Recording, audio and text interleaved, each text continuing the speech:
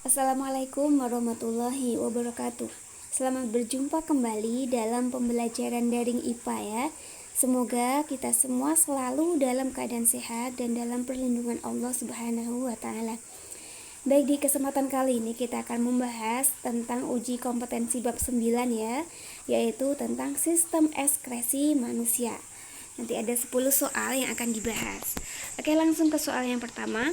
Berikut ini yang tidak termasuk alat ekskresi. Jadi poinnya adalah ada yang kata tidak termasuk. Kita lihat A, B, C, dan D-nya. Jadi alat-alat ekskresi yang kita bahas kemarin ada 4. Hati, kulit, ginjal, dan paru-paru. Jadi yang bukan itu yang D ya. Jawaban yang tepat adalah yang D. Oke, kita lanjut soal nomor 2. Pernyataan berikut ini yang tidak berhubungan dengan sistem pengeluaran manusia. Lagi-lagi ada kata tidak ya, jadi kita harus selektif melihat pilihan gandanya. Dengan sistem pengeluaran, jadi sistem pengeluaran itu nama lainnya adalah sistem ekskresi ya, jadi sama saja. Nah, di antara A, B, C, dan D yang tidak berhubungan dengan sistem pengeluaran manusia adalah yang C. Oke, karena tadi lihat di soal nomor 1, sistem ekskresi manusia itu ada 4. Ada ginjal, ada kulit, kemudian ada hati, dan ada paru-paru. Jadi pankreas itu tidak ada hubungannya dengan sistem ekskresi ya, karena termasuk sistem penghasil hormon atau maksudnya ke pencernaan. Oke, yuk. Sekarang bukan hormon ya, maksudnya enzim ya. Pankreas itu penghasil enzim. Oke, selanjutnya kita lanjut di soal nomor 3. Oke, kita lihat ini ada gambar dari sistem ekskresi ginjal manusia dan saluran-salurannya untuk memproduksi urin ya. Nah, yang ditanyakan itu tempat untuk menampung urin sebelum dikeluarkan dari tubuh. Oke, sekarang kita lihat dulu. Di soal nomor 1 itu adalah gambar ginjal. Jadi ginjal itu fungsinya adalah untuk menyaring darah. Nah, yang nomor 2 itu namanya ureter. Ureter itu kayak saluran ya, yang menyalurkan urin ke nomor 3. Nah, nomor 3 ini namanya kandung kemih.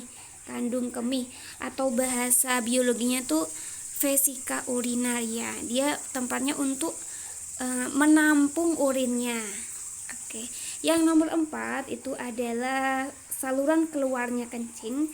Itu namanya uretra. Uretra. Oke. Yuk, sekarang berarti tempat yang berguna untuk menampung urin sebelum dikeluarkan adalah yang nomor 3. Jawabannya adalah yang C ya. Yuk kita lanjut di soal nomor 4. Oke, di soal nomor 4 ini masih ada gambar. Nah, gambar ini adalah gambar dari nefron pada ginjal. Oke, kita lihat ya, masing-masing ada fungsinya. Nah, yang ditanyakan itu bagian yang berperan dalam proses pembentukan urin primer. Oke, kita lihat ya. Nomor 1 ini bentar. Nomor 1 itu adalah gambar dari badan Malpighi.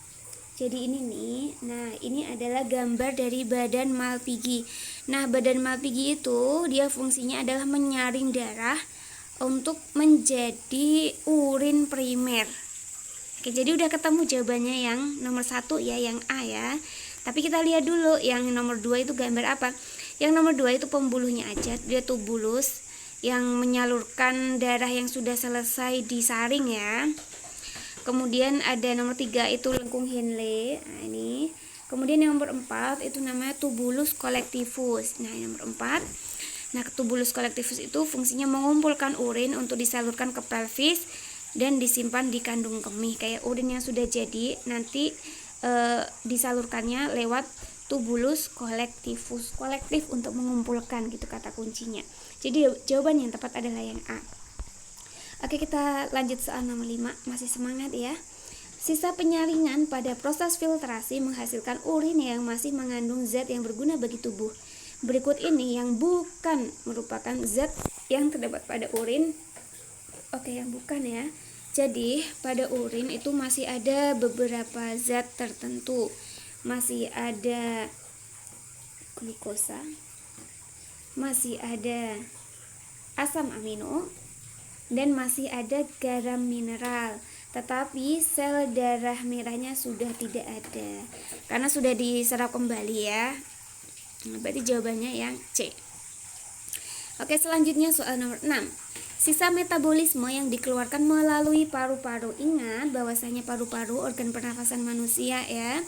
Ketika kita menghirup napas, menyerap oksigen dari udara. Ketika melakukan ekspirasi exhale, menghela nafas, mengeluarkan udara. Nah, itu yang dikeluarkan adalah karbon dioksida dan uap air. Jawabannya yang tepat adalah yang D. Oke, soal nomor 7. Zat berikut yang tidak dihasilkan oleh hati. Jadi kita harus teliti ya kalau ada kata tidak di sini ya. Oke, jadi dalam hati manusia dia itu menciptakan zat warna empedu, ini bilirubin ya. Ada albumin juga, sejenis protein. Ada juga kolesterol dan urea juga. Jadi kolesterol itu nggak semuanya jahat ya. Ada yang jahat, ada yang baik. Nah, yang baik itu biasanya berfungsi untuk melarutkan beberapa jenis vitamin dan mineral. Tapi ada yang jahat. Nah, yang jahat ini yang dia itu nggak boleh banyak-banyak dalam tubuh.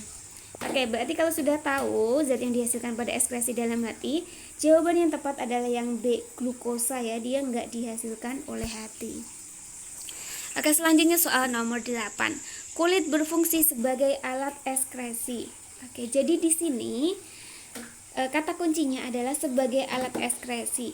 Di poin A, B, C, dan D, kalau kalian lihat semuanya adalah fungsi dari kulit. Tetapi yang tidak ada hubungannya dengan fungsi kulit sebagai alat ekskresi adalah yang ada hubungannya yang B jawabannya.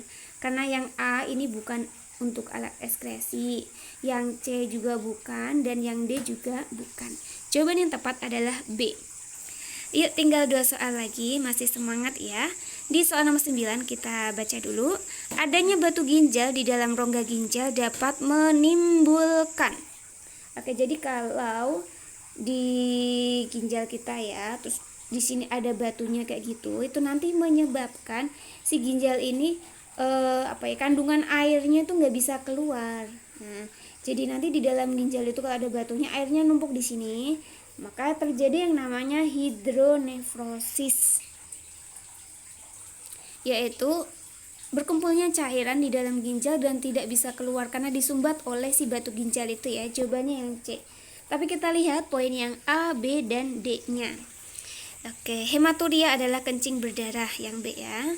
Nefritis adalah kerusakan pada glomerulus karena infeksi. Jadi ini nantinya kayak kencing darah. Kencing darah enggak juga ya, sama juga sih ya, mirip-mirip hematuria. Kemudian diabetes insipidus, ini adalah diabetes yang disebabkan oleh kekurangan hormon antidiuretika. Yuk kita bahas soal yang terakhir. Bila kadar glukosa dalam urin 1,5%, kemungkinan orang tersebut menderita. Jadi kata kuncinya itu dia di dalam urinnya mengandung glukosa. Jika dia di urinnya itu mengandung glukosa, maka dia penyakitnya, gangguannya adalah diabetes. Tapi diabetes yang mana? Yang mellitus. Karena yang insipidus itu kekurangan hormon ya. Oke, jadi jawabannya adalah yang B. Alhamdulillah pembahasannya di uji kompetensi bab 9 ini sudah selesai ya. Semoga kalian menyimak sampai terakhir dan semoga bermanfaat juga. Kalau masih ada yang belum paham bisa ditanyakan. Oke, terima kasih karena sudah menyimak sampai akhir. Sampai jumpa di kesempatan yang selanjutnya. Terus jaga kesehatan.